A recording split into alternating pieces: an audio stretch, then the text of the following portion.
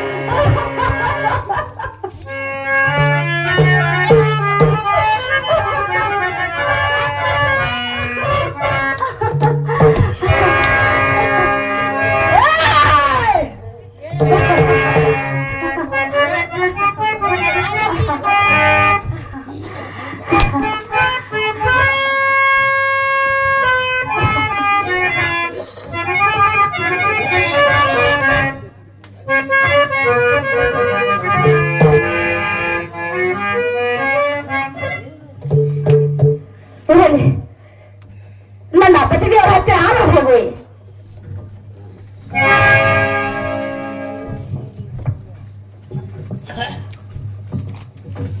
ನಮನ ಪತಿದೇವರೇ, ಇದನ್ನು ಮಾತು ಕ್ಷಮಿಸಬೇಕು ಸ್ವಾಮಿ. ದೂರ ಸರಿದು ನಿಂತು ಮಾತನಾಡಿ ನನ್ನನ್ನು ಮುಚ್ಚಬೇಡ. ರೇಣುಕಾ, ಎನ್ನ ಪವಿತ್ರವಾದ ಪಾದಗಳನ್ನು ಮುಟ್ಟಿ ಯಾವ ಪಾಪಕ್ಕೆ ಗುರಿಯಾಗಬೇಕು? ಸ್ವಜ್ಞಾನಿಯಾದವಳು ನೀನು ಅಜ್ಞಾನಿಯಾದರೆ ಮುಂದಿನ ಆಲೋಚನೆಯನ್ನು ನಾನೇನು ಹೇಳಲಿ? ಮಜ್ಜನಂ ನೀರು ಗೈದರೆ ಆ ನೀರು ನನಗೆ ದಾರುಣವಾಗಬಹುದೇ? ಬಿಡು ಬಿಡು ನಿನ್ನ ಮಂತ್ರ ಕುಮಂತ್ರವನ್ನು. ಹೋಮಕ್ಕೆ ಸಿದ್ಧವಾದ ಸಾಮಗ್ರಿಗಳೆಲ್ಲ ಹಕ್ಕಿ ಪಾಲಾಗಿ ಹೋದು. ರೇಣುಕಾ, ಏನು ರೇಣುಕಾ, ನೀನು ನದಿಗೆ ಹೋಗಿ ಶುದ್ಧವಾದ ಶೀತಳ ನೀರನ್ನು ತರಲಿಲ್ಲವೆಂಬ ಅಪಸುರವು ಎಲ್ಲ ಚರಣ ಪಟಲದ ಮೇಲೆ ಬಿತ್ತೊಳೆ. ನನಗೆ ಕ್ರೋಧಾಗ್ನಿಯ ಲಾವಾರಸ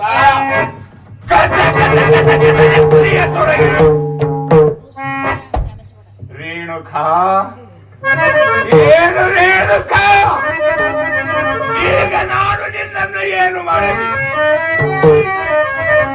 ಕಡಿಯಲು ಅಥವಾ ಸುಡುವುದು?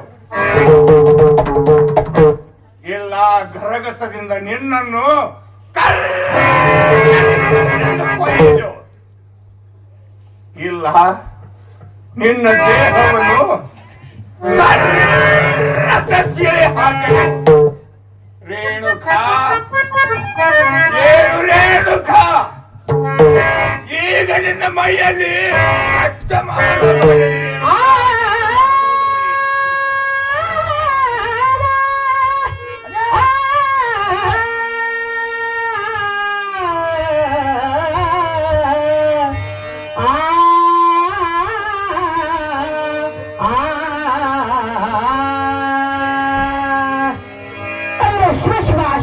ಪರಮಾತ್ಮ. ನನ್ನ ಪತಿಯವರು ಎಷ್ಟೊಂದು ಹೇಳಿದರು, ಸ್ವಲ್ಪ ಆದರೆ ಕರುಣೆ ಬರಲಿಲ್ಲ. ಎಷ್ಟು ಮುಂದೆ ನಿನ್ನನ್ನು ಏನು ಮಾಡಲಿ? ಕಡಿಯಲಿ ಅಥವಾ ಸುಡುವಲಿ? ಇಲ್ಲವಾದರೆ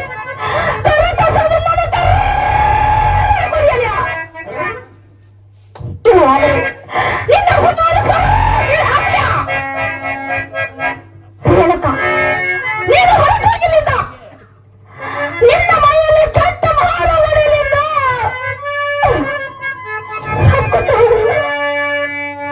ಈಗ ನನ್ನ ಮೈಯಲ್ಲಿ ನಾನು ಇರೋನು. ಈಗ ನಾನು ಏನ್ ಮಾಡಲಿ? ನಾನು ಎಲ್ಲಿ ಹೋಗಲಿ?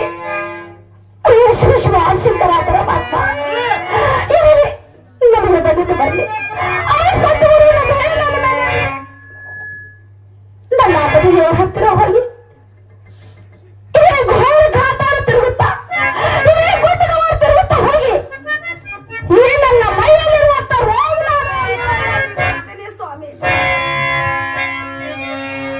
ಕಟ್ಟ ರೋಗ ಮೈಯಲ್ಲಿ ಬಡಿತು, ಅಡವಿಯರನ ತಿರುಗುವುದು ಬಂತು.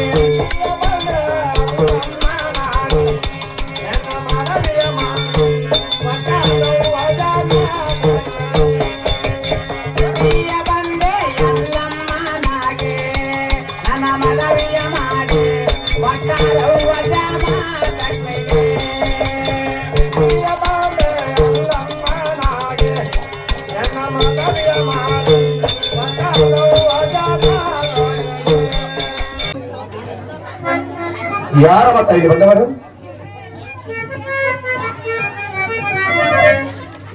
ನಾನು ಆದಿಶಕ್ತಿ ರೇಣುಕಾಗಿ ತಂದೇವ್ರಿ. ಆದಿಶಕ್ತಿ ಗಂಟೆ ಇದ್ರಿ ಇಲ್ಲಿ ಏನು ಕಾಣ ಬಂದೆಮ್ಮ ತಾಯಿ? ಏನು ತಂದೇವ್ರಿ? ಏನಮ್ಮ? ನನ್ನ ಪತಿದೇವರ ಪೂಜೆಗೆ ಶರಪಿನ ಶಿಂಬೆಯನ್ನು ಮಾಡಿ ಉಸುಕಿನ ಬಡವನ್ನು ಮಾಡಿ ನಾನು ನನಗೆ ಹೋಗೇನೆ ಅಂತ ಹೇಳ್ಕೊಂಡು ಬರುವ ಸಮಯದಲ್ಲಿ ಚಿತ್ರಗಾಂಧರೆಂಬ ರಾಜನ ತನ್ನ ಪತ್ನಿಯರು ಕೂಡ ಜನಕ್ರೀಡೆಯನ್ನು ಆಡುವ ಸಮಯದಲ್ಲಿ ಮನಸ್ಸೊತ್ತು ಕ್ಷಣ ಮಾತ್ರ ನಿಂತುಕೊಂಡಾಗ ಉಷ್ಕಿನ ಕೂಡ ಹೊರಹೋಯ್ತು. ಆದ ಶಿಷ್ಯನು ಹೊರಗೋದನು. ಪುನಃ ಉಷ್ಕಿನ ಕೂಡ ಆಗಲಿಲ್ಲ. ಆದ ಶಿಷ್ಯ ನನ್ನ ಕೈಯಲ್ಲಿ ಸಿಗಲಿಲ್ಲ. ನನ್ನ ಪದವಿಯ ಹತ್ತಿರ ಬಂದು ಅವರ ಪಾದಕ್ಕೆ ನನ್ನ ಮಾತನಾಡಲು ಕ್ಷಮೆ ಕರೆದ್ರೆ ಅವರೇನೂ ನೆನಪಲಿಲ್ಲ. ಶ್ರೀಕೃಷ್ಣ ಮುಂದೆ ಏನು ರೇಣುಕ ನಿನ್ನ ಮೈಯಲ್ಲಿ ಕೆಟ್ಟ ಮಾರಬಡಿದೆಂದು ಸಾಕೊಂಡಿಕೊಂಡವರು. ಆದ ಕಾರಣ ಎಂತ ಘೋರ ಕಾತಾರ ತಿರುಗುತ್ತಾ ಮೇಲಿನ ಮಳೆ ಸುರುತ್ತಿರುವುದು ಅಡ್ವಾರಮ್ಮ ತಾಯಿ. ಏನು ತಂದೆಯವರೇ? ಏನಮ್ಮ ತಾಯಿ? ನನ್ನ ಮೈಯಲ್ಲಿ ಕೇವಲ ನೆತ್ರ ಸುರಿತಿರುವುದು. ಹೇಗೆ ಬರು ತಂದೆಯವರೇ ನನ್ನ ಮನೆಯಲ್ಲಿ? ಏನಮ್ಮ ತಾಯಿ? ಏನು ತಂದೆಯವರೇ? ಕೇವಲ ರಕ್ತಕ್ಕೆ ಹೇಳುವಂತ ಮಕ್ಕಳು ನಾವಲ್ಲ. ನಿನ್ನ ರೋಗವನ್ನು ಉದ್ಧಾರ ಮಾಡಿ ಕಳಿಸುತ್ತೇನೆ. ಒಳಬರಮ್ಮ. ತಾವು ಯಾರು ತಂದೆಯವರೇ? ನಾನು ಏಕನಾಥನಿರೋನು ತಾಯಿ. ನಾನು ಜೋಗಿನಾಥನು ಇರೋನು ತಾಯಿ. ಆಗಲಿ ತಂದೆಯವರೇ, ನನಗೆ ಬಹಳ ಸಂತೋಷವಾಯಿತು ತಂದೆಯವರೇ.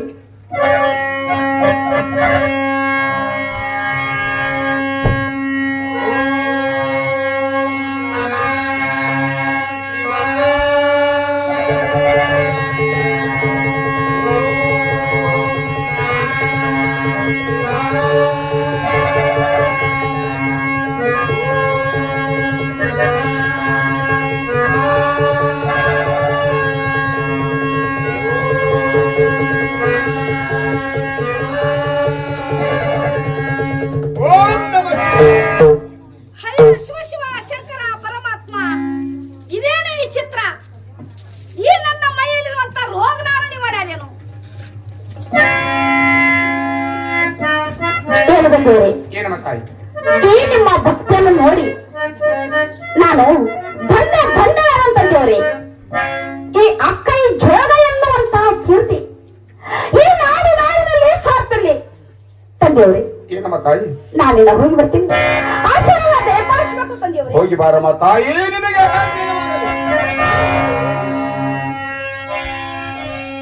ಅಕ್ಕಯ್ಯ ಜಗನ ಹತ್ತಿರ ಹೋಗಿ ರೋಗ ಉದ್ಧಾರ ಗಾರಲ್ಲೇ.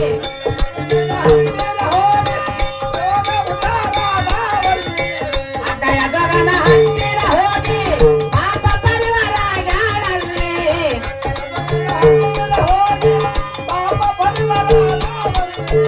ರೋಗ ಉದ್ಧಾರ ಗಾರಲ್ಲೇ. ಅಕ್ಕಯ್ಯ ಜಗನ ಹತ್ತಿರ ಹೋಗಿ ಪಾಪ ಪರಿವಾರ ಗಾರಲ್ಲೇ. ಅಕ್ಕಯ್ಯ ಜಗನ ಹತ್ತಿರ ಹೋಗಿ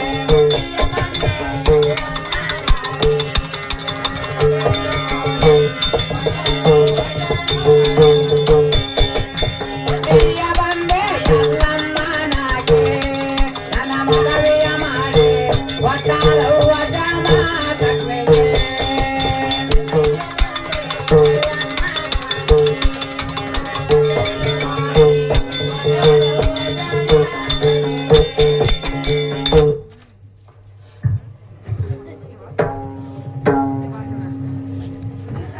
ಏನು ಗುರುಗಳೇ? ಏನಮ್ಮ ತಾಯಿ? ನನ್ನ ಪತಿದೇವರ ಆಶ್ರಮಕ್ಕೆ ಹೋಗ್ತೀನಿ ಗುರುಗಳೇ.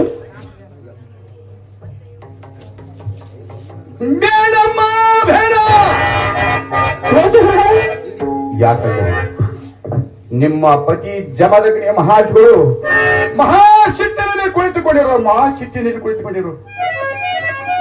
ಒಂದು ವೇಳೆ ನೀನು ಈಗ ಅಲ್ಲಿಗೆ ಹೋದಿದ್ದಾದರೆ ನಿನ್ನನ್ನು ಊರಿಗಳಿಂದ ಸುಟ್ಟು ಬಿಡೋಣಮ್ಮ, ಸುಟ್ಟು ಬಿಡೋಣ. ಹೋಗಬೇಡಮ್ಮ ತಾಯಿ, ಹೋಗಬೇಡ. ಈಗ ನನ್ನ ರೋಗವನ್ನು ನಿವಾರಣೆ ಮಾಡಿಕೊಂಡಿದ್ವಿ ತಾಯಿ. ಹೌದು ಗುರುಗಳೇ. ನಾನು ಹೇಳಿದ ಹಾಗೆ ನೀನು ಕೇಳಬೇಕಮ್ಮ ತಾಯಿ. ಹೇಳಿ ಗುರುಗಳೇ. ನಮ್ಮ ಆಸನಕ್ಕೆ ಬಂದು ಪಲಿಗೆನ ತೆಗೆದುಕೊಂಡು 3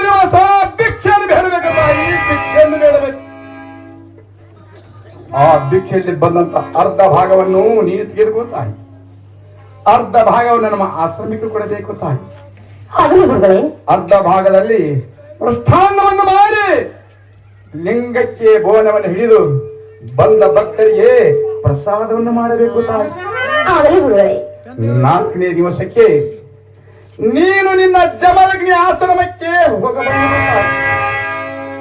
ಆಗಲಿ ಗುರುಗಳೇ.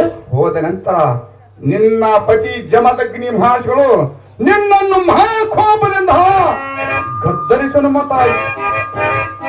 ಅವನಿಗೆ ನೀನು ಕ್ಷಮೆಯನ್ನು ಕೇಳಬೇಕು ತಾಯಿ. ಕ್ಷಮೆಯನ್ನು ಕೇಳಿದಾಗ ಅವನು ನಿನಗೆ ಮಹಾಶಕ್ತಿಯಿಂದ ನಿನ್ನನ್ನು ಶಾಪ ಕೊಡ್ಲಿಕ್ಕೆ ತಯಾರಾಗುವನು ತಾಯಿ. ಹೇಗೆ ಗುರುಗಳೇ? ನೀನು 3 ಗಳಿಗೆ ವಿಧವೆಯಾಗಿ ರಂಡೆಯಾಗಿ ಮುಂದೆ ನಿನಗೆ ಮತ್ತು ಸುಮಂಗಲಿಯಾಗಿ ಬಾಳುವಿನೆಂದು ಆಶೀರ್ವಾದ ಮಾಡುವ ತಾಯಿ. ನಾನು ಹೇಳಿದಾಗಿ ನೀನು ಕೇಳಿದ್ದಾದ್ರೆ ನಿನಗೆ ಹೋಗಲಿಕ್ಕೆ ನಿನಗೆ ಆಶೀರ್ವಾದವನ್ನು ದಯಪಾಲಿಸುತ್ತೇನೆ ತಾಯಿ. ಆಗಲಿ ಗುರುಗಳೇ. ಈಗ ಏಕನಾಥ ಜೋಗಿನಾಥ ಬದುಕಿನ ತೆಗೆದುಕೊಂಡು ಬಂದು ನಿನ್ನ ಆಶ್ರಮಕ್ಕೆ ಬಂದು ಹೋಗು ತಾಯಿ, ಬಂದು ಹೋಗು. ಆಗಲಿ ಗುರುಗಳೇ.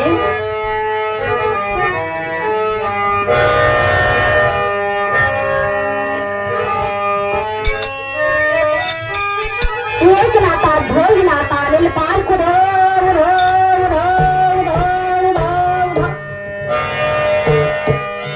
ಜಯ